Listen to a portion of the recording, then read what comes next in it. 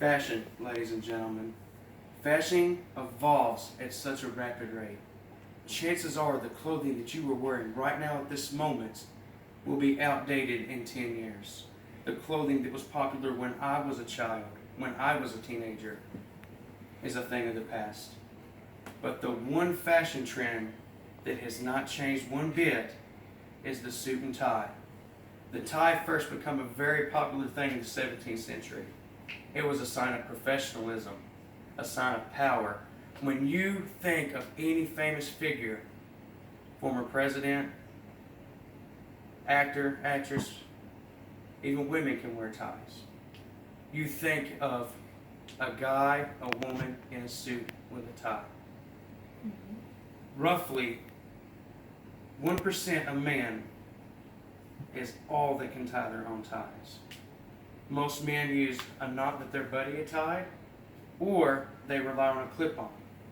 Well, my goal here, ladies and gentlemen, is to train you how to select a tie, to teach you when it is inappropriate to tie a tie, because believe it or not, there are some events you don't tie a tie, or you don't wear a tie at.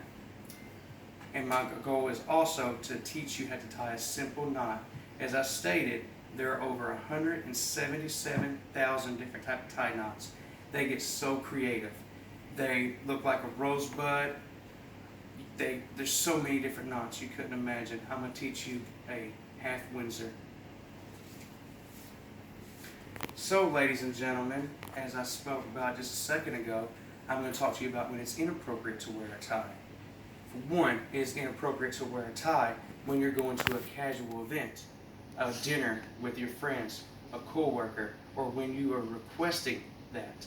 It's often mandated at family events in corporate America that the attire is casual. It sets a different tone for the environment. The second reason you wouldn't wear a tie is you don't want to outdress somebody. It's very, very important when you're doing something such as an interview that you have an idea of what kind of position you are applying for, because you don't want to overdress the person that is interviewing you. And the third reason you would never wear a tie is it just doesn't match. You know, you wouldn't wear one with a short sleeve shirt. You wouldn't wear one with a polo. In order to wear a tie, you need to have a full sleeve button-up shirt. So now, ladies and gentlemen, I would like to demonstrate this for you.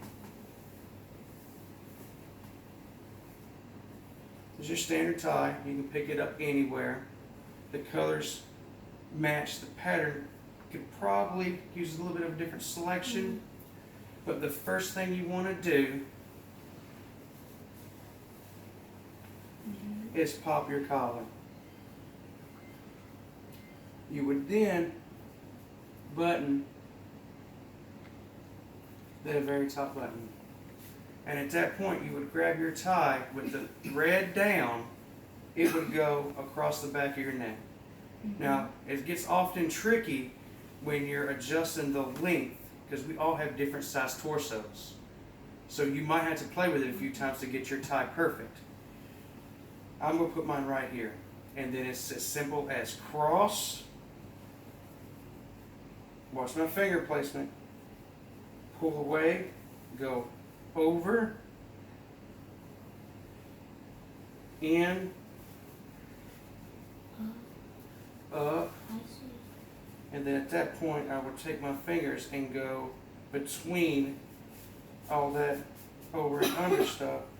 And then you can see I have a pretty decent half Windsor knot. And to adjust it, you just pull on the smaller end of your tie to get it up around your neck and flip your collar now. The appropriate length should be about the center of your belly button or right in the middle of your belt. Ladies and gentlemen, I appreciate your time. Hopefully, I have given you the skills to know when it's appropriate to wear a tie, when it's not appropriate to wear a tie, and to know how to tie a basic knot. I challenge each and every one of you to look up other knots, as there are very, very nice knots out there. And it's just one more thing that when you're setting an example, when you're interviewing, that puts you over the top than somebody else. Thank you so much, ladies and gentlemen.